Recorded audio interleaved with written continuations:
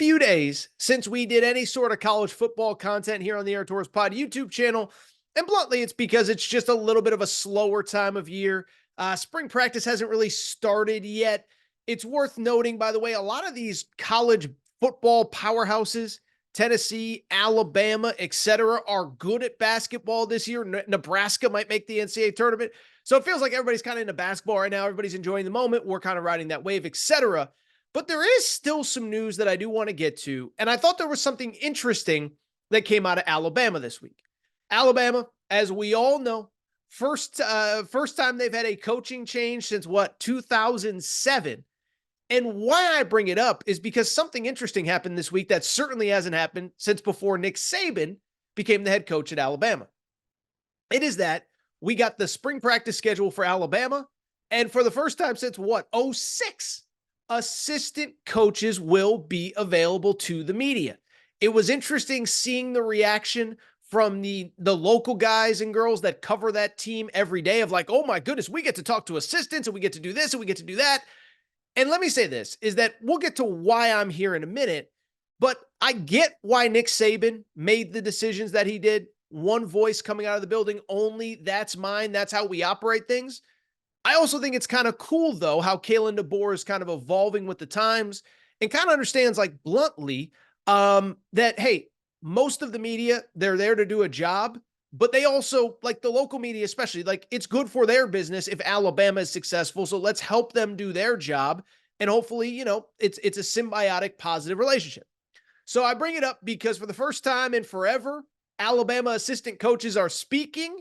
And on Tuesday, Jamarcus Shepard, who is the assistant head coach, the co-offensive coordinator, the wide receivers coach, he joined my buddy Ryan Fowler. And I thought we actually got some very interesting insight into the program and into where things are going, where things are right now.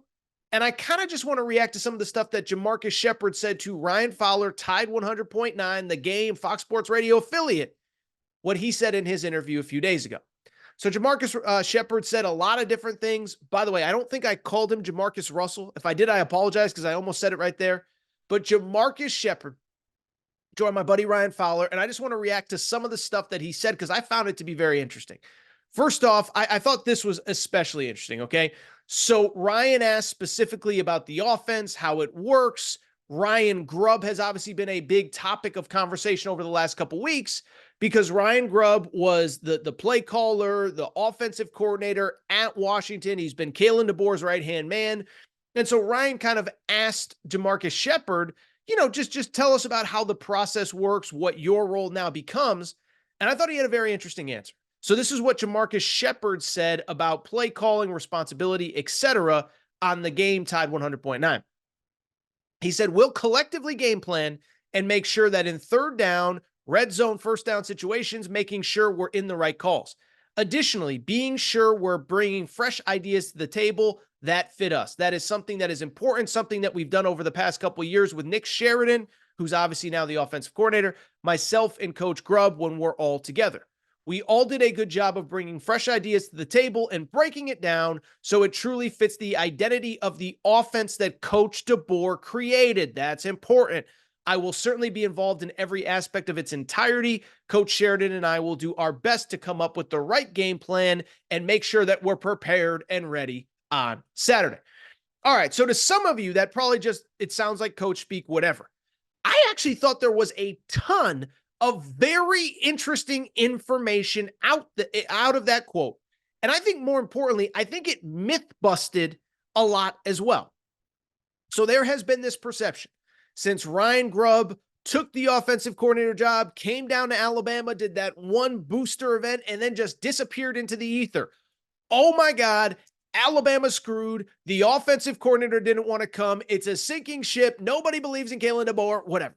I'm not saying that's how Alabama fans feel, but I think if you certainly ask some other SEC fan bases, that is the perception. I'll be blunt.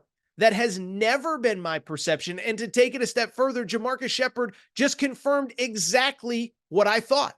I have always found it weird that Ryan Grubb has been given so much credit for the success of Washington. It's not to say that he has not played a very important role. That's not what I'm saying. Not at all. I'm not trying to discredit what he's done. But at the same time, it is Kalen DeBoer's offense. It's always been Kalen DeBoer's offense. And it's worth noting, I've said it a million times. You know when Kalen DeBoer's stock as a coach skyrocketed? It was the 1 year that Ryan Grubb was not there. The year Kalen DeBoer went to Indiana as the offensive coordinator, they win 8 games. He immediately leaves. They sort of fall apart, and there was no Ryan Grubb there. And so what this says to me, this is Kalen DeBoer's offense, no different than Nick Saban had his defense. And so when Nick Saban had his defense, yes, Kirby Smart called the plays, but it was still Nick Saban's defense. So when Kirby Smart left, somebody else took over. And then when Jeremy Pruitt got a job, somebody else took over. And then when whoever, Pete Golding, he left for, whatever. I'm not going to get into Pete Golding because that's a sensitive topic. But the point is that it was always Nick Saban's defense, and this is Kalen DeBoer's offense. And so what Kalen DeBoer is doing and what Jamarcus Shepard just told you is that there is no offensive coordinator. There is no one mastermind behind it all. And if that mastermind is anyone, it's Kalen DeBoer. But in reality, this is a collective thing. This is a group thing. And this system is set up that Kalen DeBoer teaches all of us this offense. We collaborate together. And then when Ryan Grubb gets his opportunity, somebody else is ready to step up. Guess what? Then Nick Sheridan's going to get his opportunity. I'll be ready to step up. At some point, I'll get my opportunity outside of this structure and infrastructure, and somebody behind me will be ready to step up. That is what he said. It's Kalen DeBoer's offense. I've never understood why the Ryan Grubb stuff was such a big deal. Let's keep it going because I thought Jamarcus Shepard said some other interesting things in this interview. One, I also thought this was interesting beyond the Ryan Grubb stuff. He was asked about the receiver room specifically. This was a great quote. I thought this was very interesting. He said, he's talking about basically bringing an edge and a toughness. Remember, he is not just the associate head coach. He's not just the co-offensive coordinator. He's also the receivers coach. Here's what he said, and I love this quote. Long quote again, but bear with me. He said, I considered receivers very passive in the way they play the position. There's a lot of folks across the country, they look at receivers and they see them playing as soft. That right there doesn't go over well with me. A coach told me, get your guys to play in your image. I tried to be tough as a player, even at receiver. So I tell these guys all the time, and I love this quote, your mom is a receiver. Your dad might be a receiver. Your grandma, even your teachers are receivers. They receive Amazon packages in the mail. It's very passive. Being a taker is aggressive. It's an aggressive lifestyle. It's how you go after the football. It's how you go after blocks. It's how you go after every single day on the football field. Being a taker is much more descriptive of how I want these guys to play. Let me just say this. I'm not an Alabama fan. My alma mater stinks at football, but that's irrelevant. That's neither here nor there. So don't take this as, oh, I'm some Alabama homer. That quote had me fired the frick up, okay? So again, I want to read that last part. It's an aggressive lifestyle. It's how you go after the football. It's how you go after blocks. It's how you go after every single day on the football field. Be a taker is much more descriptive of how I want these guys to play. Let me say this. I also think this myth busts another thing about Kalen DeBoer and the staff that he's bringing to Alabama. What I think it myth busts is there's this perception. Again, I'm not saying from Alabama fans, but from people outside the community that don't follow this stuff. Oh, they're Washington, Pacific Northwest. They're soft. They just throw the football to you all over the field, and it's two-hand touch out there on the West Coast. Couple things. One, Oregon was as physical as any team in college football this year. I watched everybody. I'm here to tell you they were. Just because Lincoln Riley can't coach a defense, don't stereotype the entire West Coast.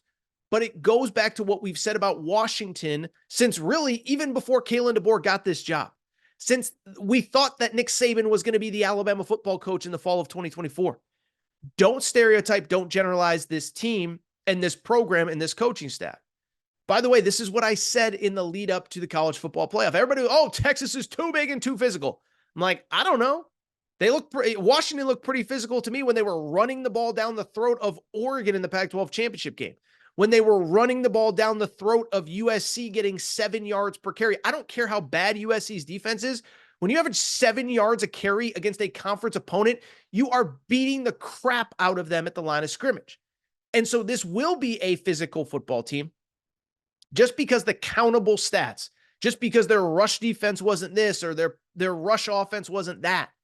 It's not because they don't want to. It's because they didn't have the personnel at Washington to do it. But just listen to how the receivers room is being coached. We're takers. We're not receivers. We take, when we go up and get the ball, we take it. By the way, go back to that college football playoff game against Texas. What ended up happening? Time after time after time, Rome Odunze, all those wide receivers, ripping the ball out of the hands of those defensive backs from Texas. It's worth noting, by the way, for everybody who thinks, oh, Washington is soft or they were soft under Kalen DeBoer, who had the Joe Moore Award offensive line, tough, physical, mean.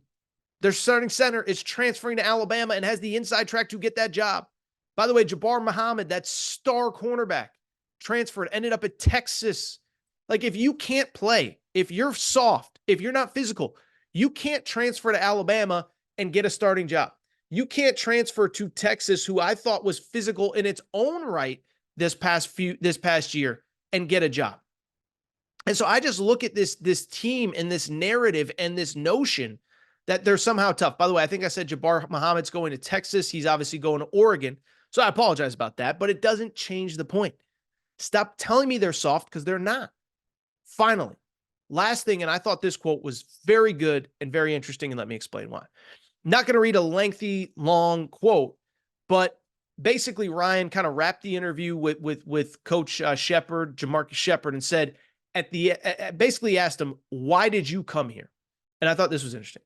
At the end of the day, you come here and do something special here to create a new legacy.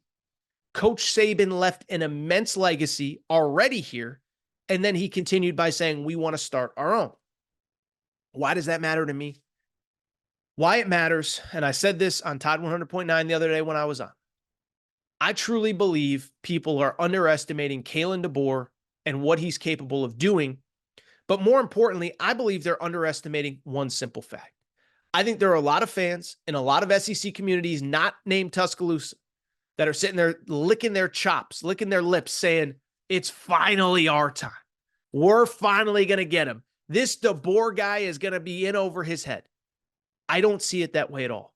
Besides the obvious, besides what you can see on Wikipedia, that DeBoer wins and wins big every single place he goes. Let me even take it a step further. I don't think we can underestimate the fact that this was a job that Kalen DeBoer pursued, okay?